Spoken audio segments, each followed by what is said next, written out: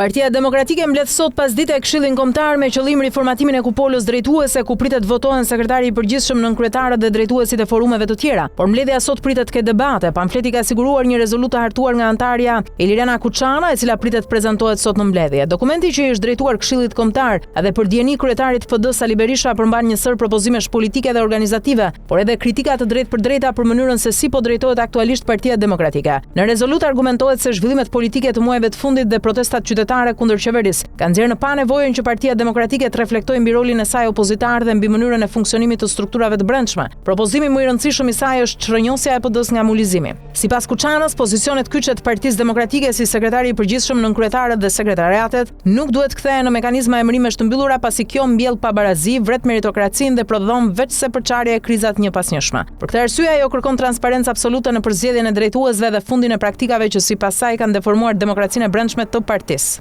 Sipas Kuçanës, protestat e zhvilluara në Shqipëri dhe në diasporë tregojnë se një pjesë e konsiderueshme e qytetarëve nuk e ndjen ende veten të përfaqësuar plotësisht nga Partia Demokratike. Ajo vlerëson se lëvizja qytetare ka kaluar fazën e një reagimi spontan dhe është ndëruar në një lëvizje me kërkesa të qarta politike, ndërsa reagimi i opozitës ka qenë më i vakët se sa pesha që kanë marrë zhvillimet. Për këtë arsye, rezoluta propozon që Partia Demokratike të deklarojë mbështetje të plotë për protestat qytetare, duke u bërë thirrje antarëve dhe mbështetësve të saj të bashkohen atyre si qytetar pa ndërhyrë në organizimin e tyre. Dokumenti kërkon gjithashtu që PD të mbështetë zyrtarisht kërkesat e grupit koordinues të protestës të shpallura më 26 qershor, ku përfshihet dorëheqja e qeverisë dhe ngritja e një qeverie teknike, si edhe të dënojë dhunën policore ndaj protestuesve dhe të kërkojë përgjegjësi ligjore për efektivët dhe drejtuesit e policisë së shtetit të përfshirë në këto episode.